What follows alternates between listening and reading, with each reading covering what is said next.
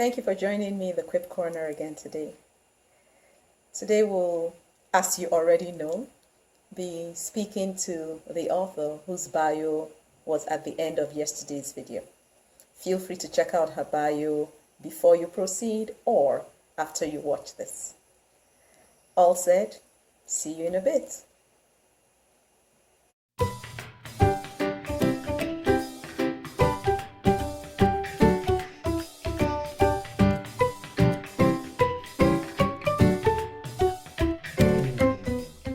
Welcome to the Quip Corner, Ms. Jeaninne. Thank you. Thank you for having me as an author. I appreciate this opportunity to talk to you about my book. Thank you so much. You're welcome. So you and I have had a few exchanges, conversations and emails. And a lot of the people around the world watching this would be like, oh, I wonder who's in the Quip Corner with Ada. So please introduce yourself to us.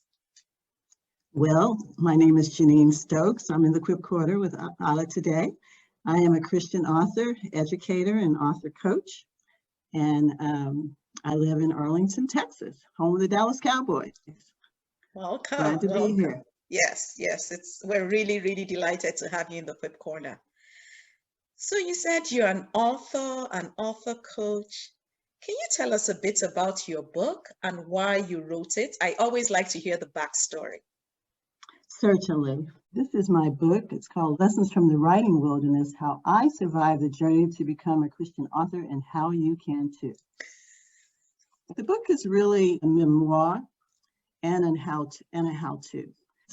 I'm called to not only write books, but I'm also called as a former educator to help others who want to write books. And so I wrote my story because I wanted to be able to share with others my journey of how I accomplished my goal to become an author. That was the primary reason that I wanted to share this story with other writers, because I know that they are also beginning their journey, and I think they need encouragement. I think they need inspiration to know that if I made it, they can too. Wow, that is such a beautiful backstory. And the thing about this story is we enrich other people's lives when we tell our own story. Yes. And that is exactly why, I felt like I had to share my story. I don't talk to a lot of other Christian writers. I am part of different groups, but I knew that the Lord was calling me to share my story, even though, I was like, this is not going to be easy to put down your own, journey. But he kept saying, do it. And so I finally said, okay, I'm going to obey. And voila, here's my story. Here's my journey. Nice. Not just written for me, but for all the other writers out there, particularly those who are called to write for the kingdom, because that's my calling. Yeah. To let you know that it can be done. Yes. I'm a testimony of that. Indeed, it can be done. So please, can you read a bit of your book to us? Certainly. My book parallels the story of the Israelites, Moses and the Israelites' journey from when they were called to leave Egypt and journey through the wilderness to get to their promised land. Many of you may not be familiar with that story. It's a story in the Bible of Moses when he was called to go back to Egypt and bring his people, the Israelites, out of Egyptian bondage. Well, they ended up having a 40-year journey through the wilderness. And what I do, and then they finally reached their promised land, which was the land of Canaan, which is modern day, Israel. And what I do is I parallel my story with the story of the Israelites. My story of when I was called to leave my career, called out of my Egypt. I entered the wilderness, which was my home, where I prepared for my ministry for a number of years. And then I eventually reached my promised land, which was when I became an author. And so I take their story and parallel it with mine, and then each chapter is part of that journey. So I wanted to say that because it'll make more sense when I read out of chapter 1. And chapter 1 is titled Life in Egypt. Day 1, stirrings in Egypt. Moses, the great leader of the Israelites, was born an Israelite but grew up as an Egyptian. As a young child, he enjoyed the luxuries that came with living his life in Egypt, but as he matured into a young man and saw the burden of slavery on his people, the Israelites, his desire for what he once enjoyed in Egypt began to wane. Dear writer, how is life changing for you while living in your Egypt? Are you finding that which you once found pleasure in waning as your desire to write for the kingdom grows? Does the passion seem to now envelop your heart, mind, and soul? If the answer is yes, what is happening to you is not accidental.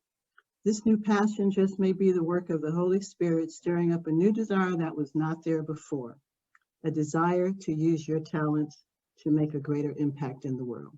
Don't negate the stirrings occurring within. Don't dismiss them as a passing thought or phase, for they may just be God's way of saying it is time for you to write for the kingdom. That is so nice. Thank you for Thank sharing you. that. Thank you for allowing me to share that. So that's out of the chapter 1, which is stirrings in Egypt. And I wanted you to know, as a person that's being called to write, is that something's changing within, and that you've got to, answer that call if you know that it's being something God is calling you to do. That's true. That was the first thing that was happening with me. I was at work, I was enjoying my job, I was enjoying my career. And then all of a sudden I heard Lord say one day, it's time to go. And, I fought that for a number of years, but eventually I did answer the call to write and stepped out of my career. Nice. Thank you so much for sharing that. Listening to you talk about the stirrings of your heart, I'm sure some other people will be like, she's talking to me. Well, I certainly hope so. So really, what message do you have for your potential readers? Some who may not already have the stirrings and some who are resisting those stirrings. What message do you have for them? The first thing I would say is that if you really are feeling the stirring to write, don't negate it, just like I was saying in the book, because it's going to continue to rise up in some way, particularly if it's a call to writing for me is a call to ministry. And when God calls you to a ministry, whatever that ministry may be, sometimes you'll want to squelch it, but eventually it's going to rise up again. And the same thing applies to the ministry of writing. If it's a calling, you're not going to be able to escape that calling. Mm-hmm. And so I would encourage you to embrace that calling in whatever way you feel like God is telling you to do so. For me, he was calling me to leave my existing career and pursue a career as a full-time writer. That may not be what he's calling you to do. He may just want you to write one book. And so what I want to encourage you to do is to answer that call and figure out, exactly how he wants you to flesh it out. And it's different for every one of us. I used to think everybody was called to do what I was called to do. And I've learned that no, it's different for each of us. What God has called me to do, he may not have called, Ada to do, Ada, I know I'm saying it wrong. And he may not be calling you to do the same thing. But when you accept that calling, understand, just like with the Israelites' journey, that there are going to be some difficult moments along the way. There are going to be, some detours. There are going to be some roadblocks. There are going to be some personal challenges. I've experienced them all. And yet, if you have a firm commitment in your calling and a firm belief that this is what God is telling you to do and wanting you to do, you can make it to your promised land. And I believe that because, his word tells us that. We see it in the example of the Israelites' journey.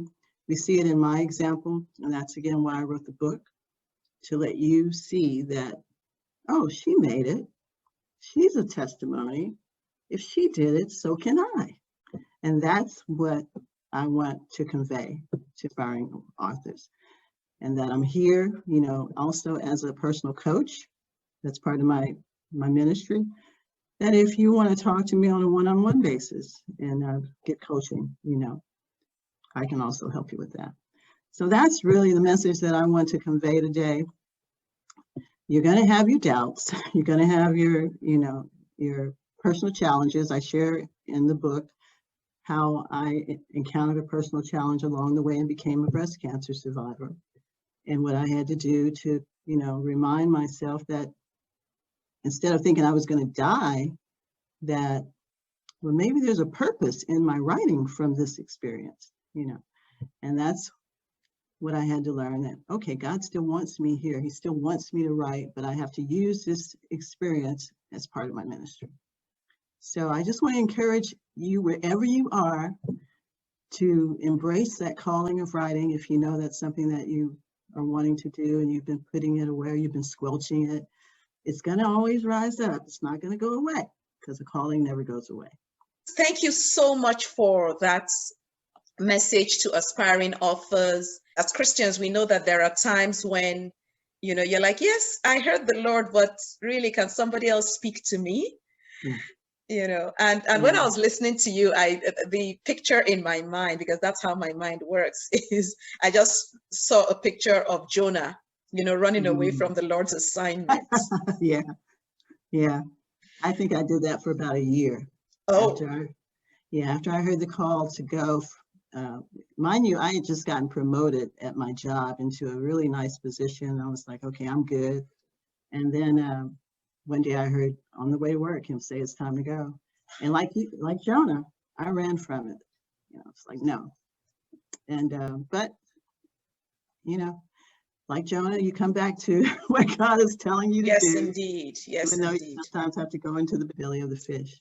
But yeah, I'm glad you thought about that. That's a great example of running away and how God will get your attention and bring you back. He got my attention, and I share this in the book. One day I was in my office, going into my office, and I turned on the computer, and this quote scrolled across my screen. Don't know where it came from, but it said, "Never be afraid to give up the good to go for the great." And that to me was my sign that, okay, I hear you. I hear you. And so after that, I talked to my husband. We figured out a way to be able to allow me to come home for a season, and turned in my resignation. Amazing. So, that was not easy to do. But again, it was part of my calling to step away and prepare to enter my wilderness, if you will, and prepare for the ministry that God wanted me to do of writing. Yeah. And could I have done that if I had stayed in my job? I think maybe so, but that was not the calling that he had given me. If he had said, stay at work and go part-time or whatever, I would have pursued that. But he clearly said, it's time to go. Yeah. And so eventually, I had to listen, like Jonah. Yeah. Thank you so much for sharing your story. I'm sure some people will be watching this and say, she did what? I need a copy of that book. So if we want copies of your book, including autographed copies, how and where can we get them? My book is available on Amazon.com and other online retailers. So you can just Google Lessons from the Writing Wilderness, and you should pop up a variety of different online retailers that offer it. If you want an autographed copy, you'll need to contact me directly so I can send you an autographed copy. And you can contact me at info@writingforhim.org. That's my email address, if you're interested in an autographed copy, and I'll be glad to send you one. If you're wanting to buy them in bulk, wholesale, you can do that through ingramspark.com. That's my wholesale retailer. Okay. So you can order those in bulk for, whatever events or bookstores or organizations that you'd like to sell those books at. So ingramspark.com is my wholesale retailer. So those are the three ways that you can purchase the book. And I hope that you'll purchase many copies. Okay. Yes, we sure hope that does happen. So one of the things we're going to do is we'll put all that information below the video so people can order your books, either off Amazon or directly from you for autographed copies or in bulk. And we're hopeful that all three do occur. Yes, I would love that. And you can also visit my website at JeaninneStokes.com and contact me via my website if you have any other questions or you'd like to order directly through there. Okay. Well, thank you again for being my guest in the Quip Corner. I thoroughly enjoyed listening to you and learning more about you. Well, I thoroughly enjoyed being here, and thank you for the opportunity to share my story, to share my book. And I just look forward to ministering to writers out there who are called to write, called to use their gifts for the kingdom. That's what I'm trying to do, and I'm here to encourage you to do the same. So thank you. You're welcome. Thank you again. Take care, everyone. Isn't it such a blessing when somebody shares their story with you? Ms. Jeaninne was clear in saying, if I could make it, you can. And that is truly encouraging. Well, below this video, you'll get the information on how to get her book, autographed, bulk, or just regular. I hope you do order a copy or two and proceed on that writing journey. The staring is not going anywhere. Do something about it. Make impact in the world as you have been called to. Right after this clip, you'll see the bio of our next guests. I look forward to joining you again tomorrow. Bye now.